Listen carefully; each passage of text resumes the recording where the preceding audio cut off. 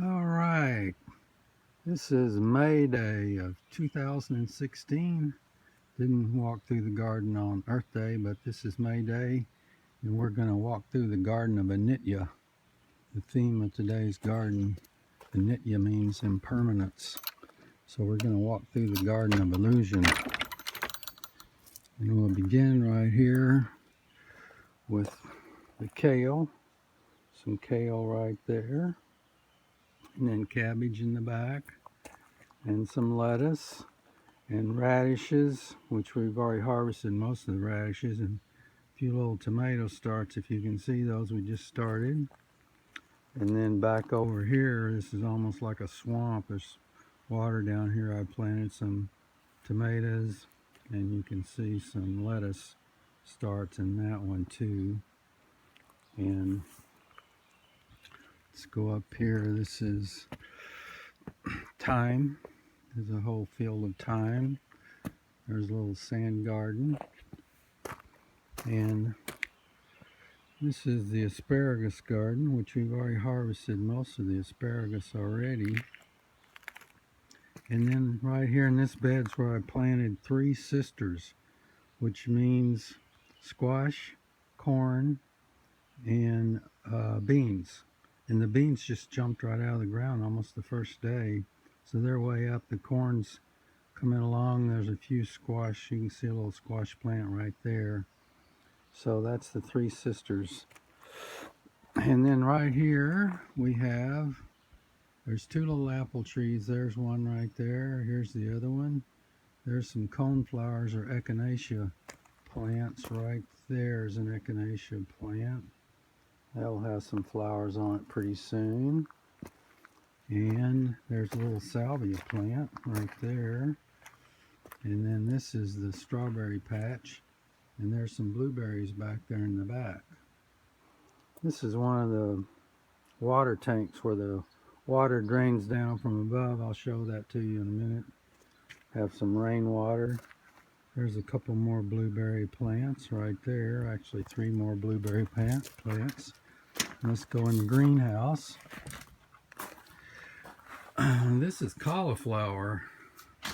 And I don't know if it's going to do anything or not. If it's just going to get big, and I'm not sure. This year, usually the vole eats the cauliflower before it gets very big, but I've been catching the voles and spraying them with blue paint this year, and so far that's kept them out of here. Here's some sweet potatoes I planted here just because I had some sweet potatoes left over. I wasn't sure where to plant them, so I planted them in that bed. And there's some chard right there. This chard really does well in this greenhouse. It's amazing. It can endure cold weather and hot weather. And there's some carrots. And carrots. And then we'll go out here. And we got another little bed over here of lettuce and radishes and carrots. There's a little plum tree right there. I had it planted down lower, but it was just getting swamped by water. There's another plum tree over there. And you can see the marigolds in that bed, although they kind of died right after I planted them. And there's some sweet potatoes. Just planted those yesterday. And then there's some dandelions or daffodils over there. They've already done their thing. These are wild sunflowers that just grow on their own. There's the compost bins there, although that rotator bin's fairly worthless. There's the other one there. And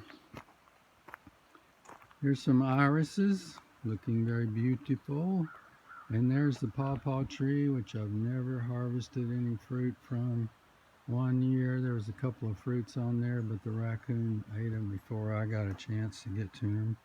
These are just the regular potatoes, not the sweet potatoes, regular potatoes. And there's the peas.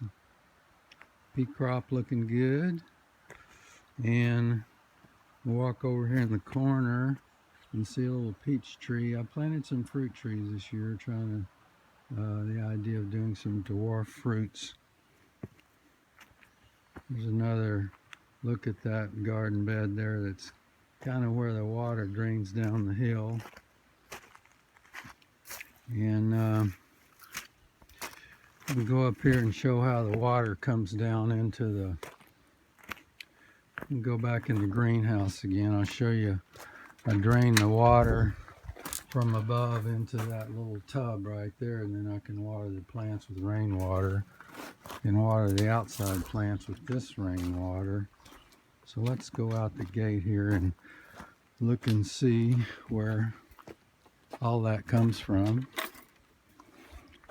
So just off the roof here, I drain one into this tub, and then the other one over to that in the corner you can see. And there of course is my beautiful motorcycles, which I'm afraid to ride up the gravel road.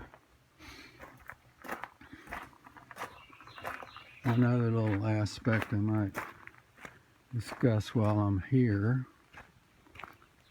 is the generator, which automatically comes on in case the power goes down, since we're out in the woods, which I consider to be a fairly good investment.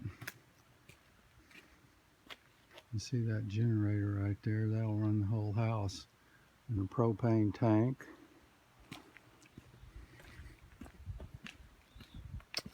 And we'll walk along here and take a shot of the dome while we're at it.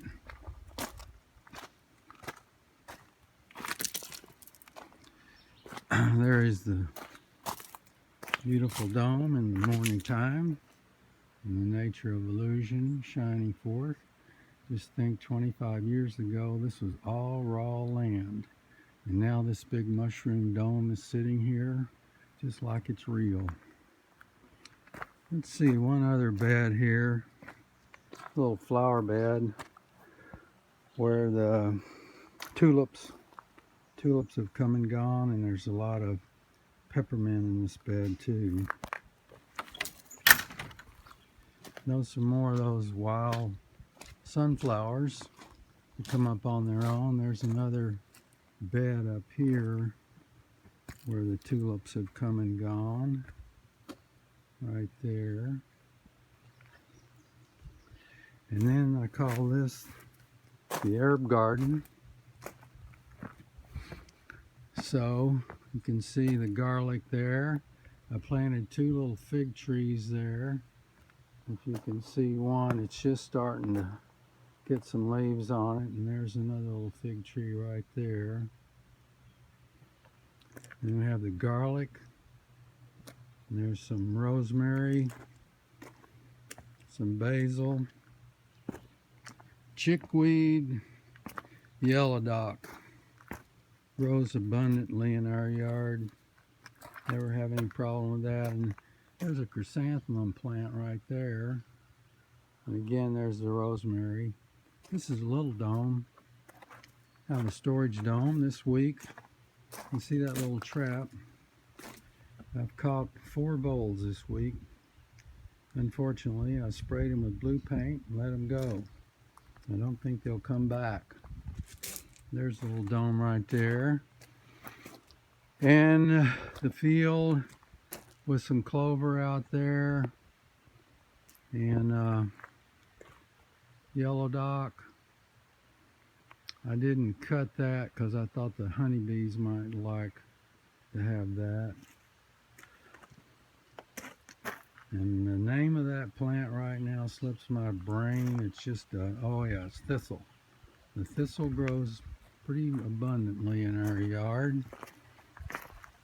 And here is the koi pond. See if we can get some of the koi to come up and give us a shot of them. So there's the beautiful koi pond. They have a blue koi, white koi, a goldfish that thinks it's a koi, and a speckled koi. So now we'll walk down to the Zen